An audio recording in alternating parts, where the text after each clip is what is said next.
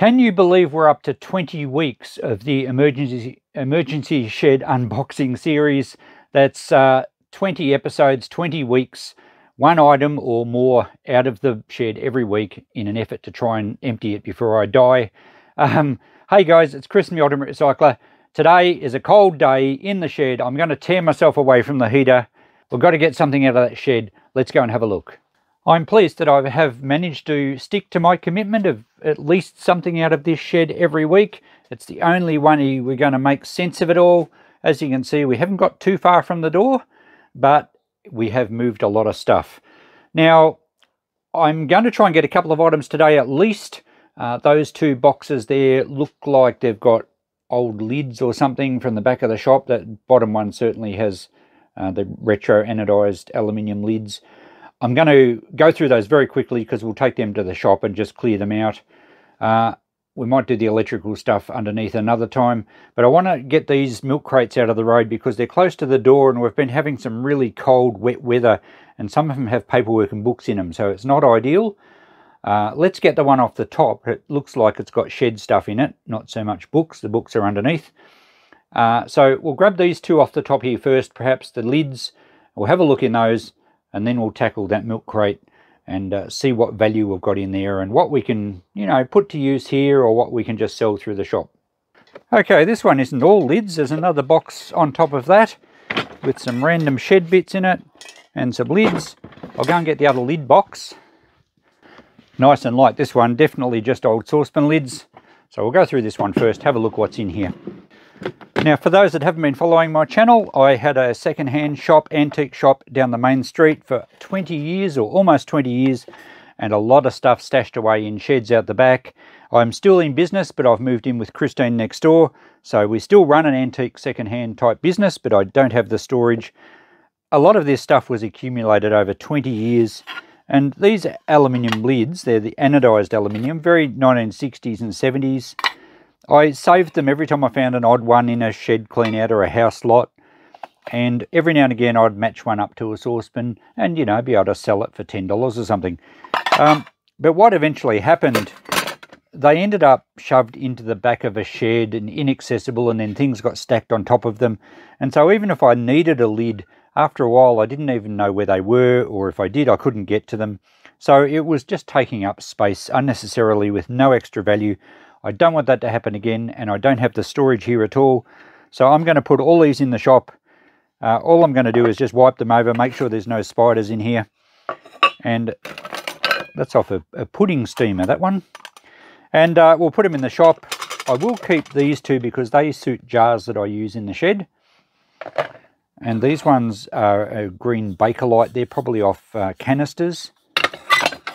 But I'm going to put them all in the shop at $5 a pick, which might seem excessive, but if you don't need a lid, it doesn't matter if it's $5 or 50 cents. You're not going to buy one.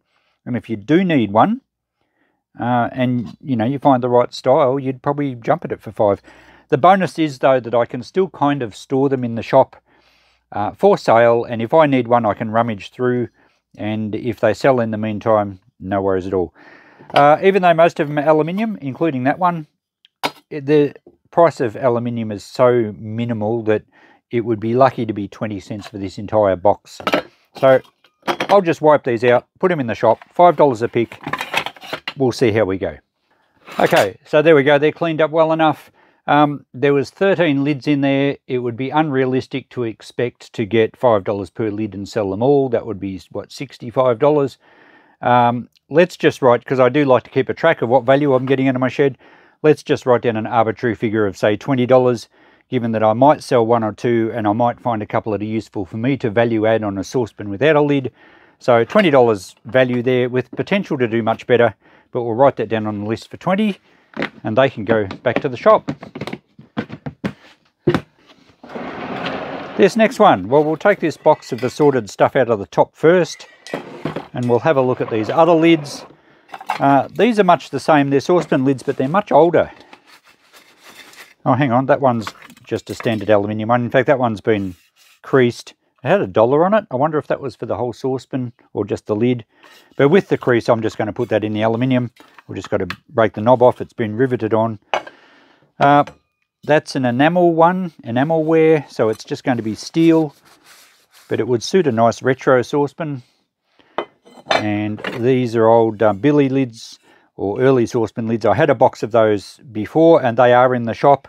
I think I might have sold one out of that, but same deal. They can sit there until either I need them or until someone else does. We have room, even in, you know, underneath tables in the shop. It keeps them out of the road, and more importantly, it gets them out of my shed. So exactly the same deal with this lot. That's a billy lid, another enamel saucepan lid. That's a plain aluminium one. I don't think it's got much going for it when it's plain. I used to save the knobs too. Oh, it looks like it used to be green. Wow, how long's that been in the sun? So that can just go in the aluminium scrap, as can the screw, because that's aluminium. I can tell by the weight of it. It's super light. I used to keep saucepan knobs in case I need them, but I'm not going to do that. It's just something I don't need that weighs me down. Stainless steel lid. I'm not going to worry about that. I'm only going to keep nicer lids. Is it true stainless steel? No, it's magnetic, so that can just go in the tin shred. That's probably a brass one, or at least EPNS silver plate. That's quite heavy, that one, and I think the odds of finding something that would fit would be very remote. I think I'll just put that in the brass. It weighs a bit, much better value than aluminium. The clear glass ones, I guess we can leave it in. It's really, lots of people had these retro glass saucepans. They were all the rage, I think, back in maybe the 80s. I can't remember the brand of them offhand. I have a feeling they were French. But anyway, someone might see a use for that for $5. That's a really nice speckled aluminium saucepan lid in excellent condition. So I reckon that one's pretty likely to sell at $5. A larger aluminium one here, off perhaps a fry pan, lid. It's in good condition, very 1970s. So I think we'll leave that in here as well. And a classic cream and green enameled lid. It's possibly a more of a reproduction style, but it still would be still quite good on a enameled saucepan. That looks like an early kettle top. We might leave that in here. Another enameled grey one. That's in good condition too. Just one little ding on that one. That can go in with the other aluminium ones. I guess I'll keep a couple of separate boxes in the shop rather than mix them all in together, because you don't want a heavy cast iron lid sitting on one of these nice anodized ones. That's a very early enameled lid. Not sure, could be off a kettle or something. Small saucepan. And another stainless steel one that is non-magnetic, so that can go in our stainless, which is paying well over $2 a kilo at the moment, so that's all right. All right, let's clean this out. We'll sort the lids back, and that gets 2 boxes totally out of my shed. Let's write down an arbitrary figure for this lot of $20 as well, although I think we're more likely to sell the lids out of this selection. So that's good. 2 boxes out of the shed very quickly. All right, let's get onto this bonus tub. Now, I've zoomed you in a bit closer. It doesn't look very exciting, but we'll go through it anyway, because I want to show you what I do with everything. These brackets I do use, and I have a box for brackets. I still have to set up a lot of shelving in this shed. That looks like a candle that's melted. I can't see much value there. Well, I can't see any value there. Spray paint, I used to use a lot of the clear lacquer, and it feels like it's still got some in. Hopefully it hasn't sort of lost all its air pressure. I'll put that in my cupboard for my spray paints, and next time I'm spraying something clear, I'll try it. If it's no good, well, I usually have a box of paints to go to the recycle centre at some stage where they do take paints. This one looks like again, it's the same sort of thing, Estopol polyurethane matte, so it's a clear lacquer, and same deal with that one. Actually feels like it hasn't been used, so hopefully that one's good, because I will use that. We have mosquito coils. Now, I do actually burn these certain times of the year. We get a lot of mosquitoes because we have the lake here, and if we have a wet year like we did last year, you do get a lot of mosquitoes. Some of them have broken up. quite a bit, but they'll still be usable. So we'll keep all those aside. I'll probably never have to buy another mosquito coil in my life, but what's the point in throwing them out? This packet is soda crystals. It feels like they've been wet and it's all set, but hopefully the packet has been opened, so moisture's got in here somehow. I think this is sodium carbonate. Yes, it is. So this is the stuff that I use when I'm cleaning metal with electrolysis. Even though it's been wet and it's set, I think it will still dissolve fine, so I'll keep that for my electrolysis cleaning, which I haven't got a bath set up here yet. I used to do it at the shop quite a lot, and I have got videos on my channel how to do that.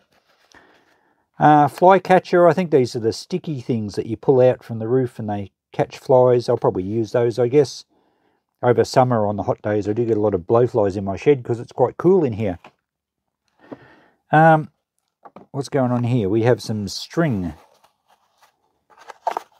A little bit of string left, but obviously something's got onto that cardboard. What's leaked in here?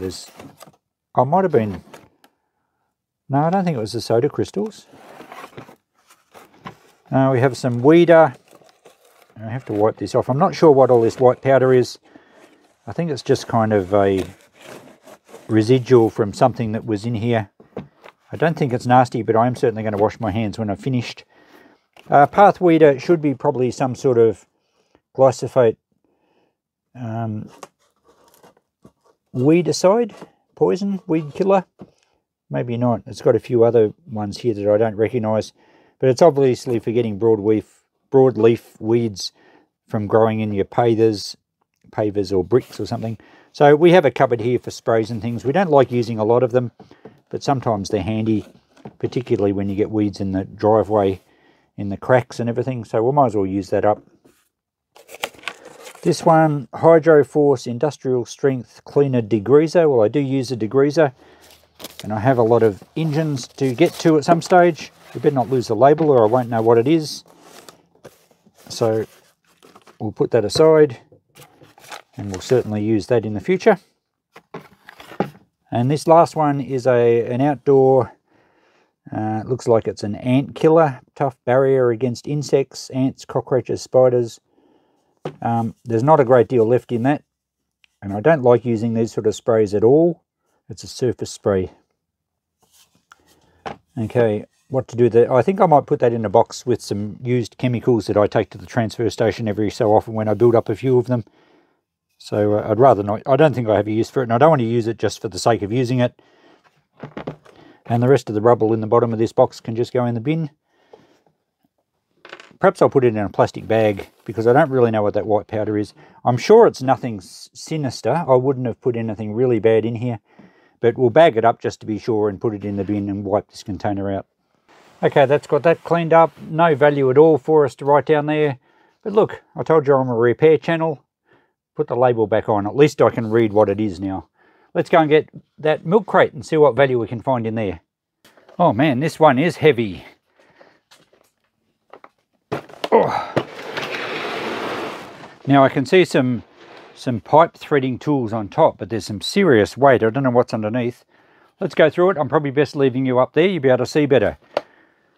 This first little ice cream container has a huge arrangement of various light globes, and I knew they were in here because I've been rummaging through recently to find a globe for a job. So I'm going to keep them.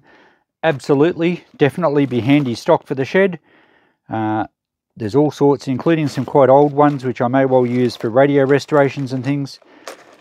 I'm going to get a little screw-in incandescent globes. I'll set up a little chest of drawers for all my different globes when I get that organised, but I'll put these aside for now, and I might just label them globes and I can put them up on a shelf. So no value to write down there, but handy stuff for me. These pipes look like they're a handle for perhaps one of these. It's a P&N pipe rethreader with a square die in there. Do these fit? I think so, yeah, they thread in. So These were very expensive to buy. They're really good quality steel. I think P&N, I forget what it stands for. I think it's Patient and Nichols or something like that. Australian company, renowned for very good quality metalwork tools. I think they made drill bits and thread tappers and everything. That's got a bush in there. And I see there's a few other of these. They're like a die-cast bushing.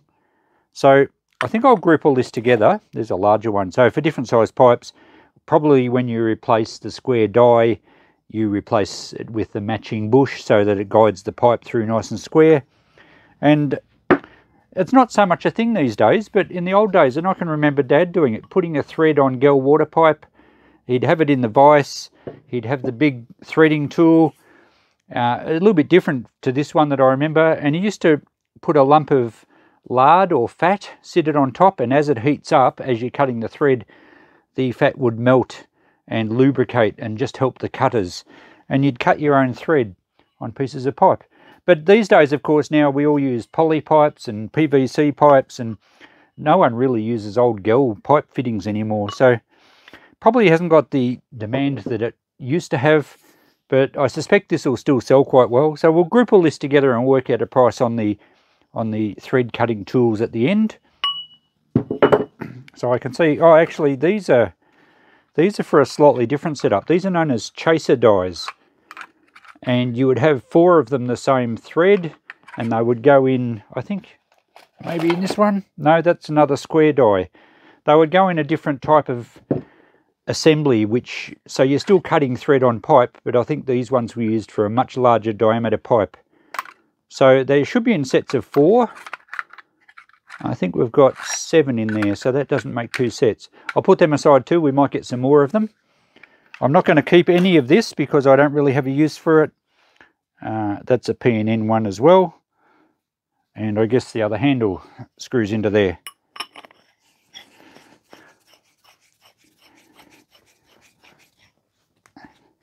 And that's also got a bush in there. So that looks like even a better quality one than the other one, or at least it's probably newer. It's still got its original paint on it.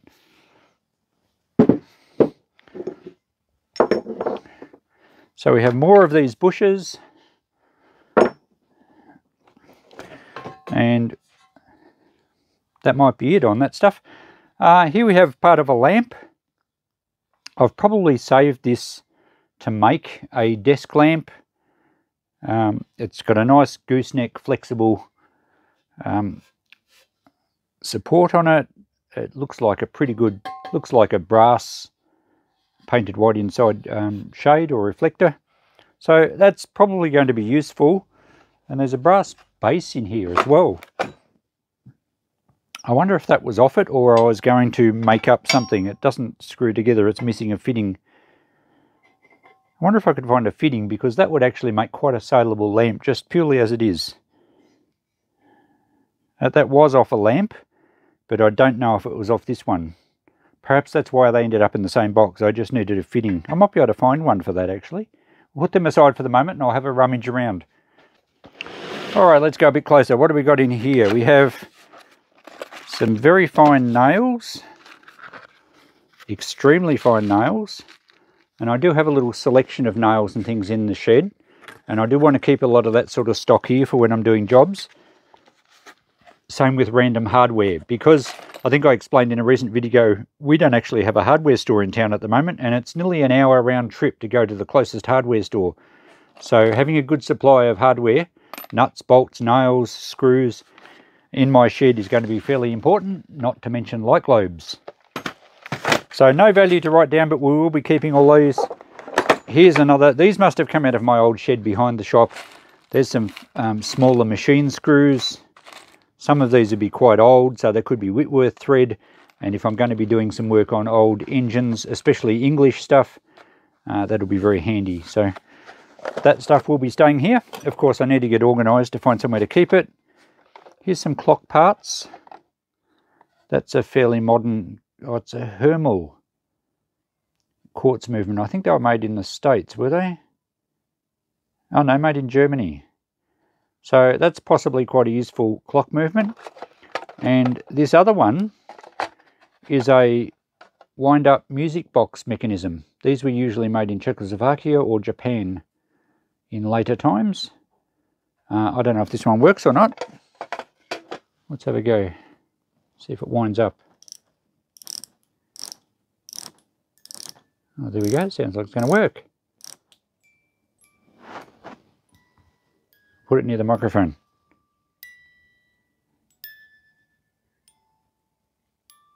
Alright, that's very slow, but it's obviously in operational condition. It probably just needs a bit of lube. So that could have come out of anything. There's lots of novelty music box items, like I've seen whiskey decanters and all sorts of little boxes and things can sometimes have a music box underneath them, and that one clearly works. It just needs a bit of a service. And the rest of the bits in here, we have a couple of strange keys and some clock. Whoops, some of it's on the floor now. Okay, after that small mishap, we just have, yeah, a few clock bits and hands and things. So I'll keep all those. They can go together with this little music box that's still trying to play a melody. They can go into my other room because I'll probably be allocating those to various spots and will probably be useful for repairs down the track. All right. Do we get any more value to sell in the shop? These look like, it is Patience and Nicholson. Nicholson was the company, P&N. These would be brand new square dies, or either brand new or they've been put back in their packaging. That's a large diameter one. It does look like it's not, maybe it is new and just gone a bit rusty over the years. So these should be quite saleable. I'll have to check eBay and work out a price on those. But like I said, they're not as used these days as they used to be. So that size was 1 inch, and this is 1 1/4. It's even bigger. The next tub out of here, we have some hole saws.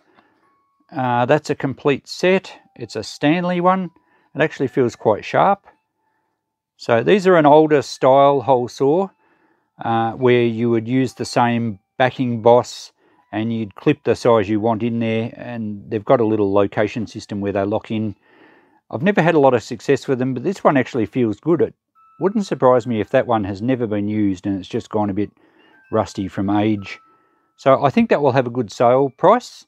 I'd be guessing at $15, $20 maybe. They're expensive to buy new, and being a Stanley one. These other ones are the more newer style. Some of these haven't been used, but I don't know what brand they are. They're probably a cheaper Chinese brand. That's the mounting boss for it, I think. Oh no, that's the boss. And there's another one there. So it might be a couple of different sets. I think I'll keep these ones here because these are the sort that I use. And they may be interchangeable between brands. I'm not sure on that. So I'll keep these here for now. But this other set, the Stanley set, I'll check a price and I will sell those.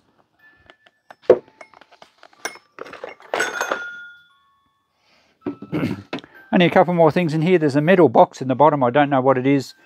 And here's some clamps, some sort of clamp that works on a ratchet so you can actually hold something and it kind of locks there.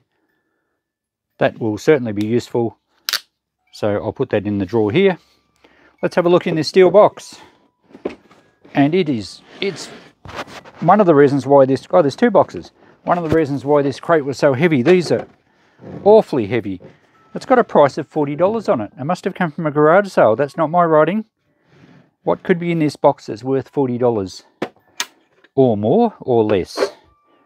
Oh, it's a puller. It's not a it is a hydraulic puller. Very good. It looks to be a Chinese brand, but it might still work fine. It doesn't look like it's ever been used. So I'm going to keep this one here as part of my toolkit. I think I own a hydraulic puller of my own somewhere. This one's possibly come from a garage sale, and it could well be handy when I start doing some more work on engines and things. It takes up very little room. I don't think we need to leave the price on it. I can certainly turn around and sell it if I don't use it. And I'm guessing the other one has a puller in it as well. It's equally as heavy. It also has $40 on it. And it doesn't have, maybe it goes with that one. No, I don't think this is a hydraulic puller. This has a forcing screw, so it's an old style manual puller. Yeah, looks like it's all there. I don't know what brand it is again. Can't see any brands on it. And again, it looks like it really hasn't had any use. So that will go into my workshop repair tools section. That could save the day on a job in the future. That's the end of our crate. So we'll work out a price on what I'm going to sell. I won't actually put a price on the things I'm keeping, even though we would clear $100 out of what I'm keeping, certainly with the pullers anyway. But I'm not going to price this stuff. I'm only going to price the stuff that we're actually going to sell in the shop. So I'll do a bit of checking and I'll get back to you with a notepad shortly. I now have everything ready for our conclusion and our notepad, of course. We have our 2 boxes of saucepan and various lids, which I did allow $20 each. I've done some checking on our pipe thread cutters and other things online. They're not bringing a great deal, but I think I'll be able to sell them quite well. And I've repaired this lamp. It's come up really well, hasn't it? I don't think the base was off it. I think it's one that I put in that box thinking it would be a good one to match up to it. And I found a little adapter and I've wired it up with a new cord. And I'll actually show you here. I do have a box of random cords with good switches. Whenever I scrap a lamp or get a lamp that's got some damage, I always save the cords because they are definitely handy. I've used lots of cords and this lamp is a prime example. So that's come up really well, very saleable. I've tested it, it's been on my appliance tester, and now we can shed some light on our notepad. So what have I got for prices? The pipe threading tools, I went for 30 and 40 on those. 30 and 40, and they include the dies, and I found out that those thread dies, the square ones, are called Warrigal dies. They are made by P&N and they do sell online, but as I said, they're not so popular these days, but there's still people that use them. So I've priced those at 30 and 40. The thread dies, I put $10 each because I think they are brand new. Interestingly, they were in the wrong packets, so I've swapped them around, but they're as good as new. The actual thread cutters look nice and sharp. The chaser dies, I just put 10 on the whole set. Even though it's not actually a complete set, the 3 there should have another one, but there is a complete set of 2-inch ones, so they go in a much bigger thread cutting head than what these ones are. And the lamp, I thought I'd go 45 on the lamp. As I said, it's been tested, works beautifully, and I think someone will love that for 45. And the Stanley hole saw kit, I put $20 on. They were probably a lot more expensive than that to buy new, but they seem to be old technology. Most of the ones online were the other sort that I showed you before that I'm keeping, but I think we'll get $20 for those. So that brings us to a total of, let me quickly add it up, 110, 130, 140, 185, 205. And remember all the stuff we kept, including the puller kits, so we easily had $300 worth of value there.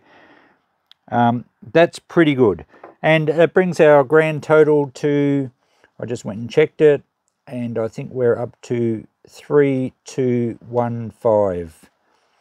So that's what we've priced out of the emergency storage shed for the shop so far, and we've got more than one box out of it this week, so I'm pretty happy with that. So it was a little bit of a rush to get this one done this week. We're looking at Thursday evening now, and I normally like to do these on a Wednesday, but we've got it finished. You might be able to hear the rain on the roof. It's coming and going. It's been freezing cold in Victoria this week. Yesterday our temperature barely got to 6 degrees as a maximum for the day. It's now about 7 or 8 outside, but it is raining. Very cold. So if you want to put a comment, what's the temperature like at your place? I know 6 degrees doesn't really compare to some of you guys in Canada and other cold places in the world. It's probably a summer's day for you guys. But for here, even in winter, that is a cold maximum. So let me know what it was at your place today. We've finished our unboxing for this week. And as I said, we got 3 boxes done. We've made a fair bit of room in the shed.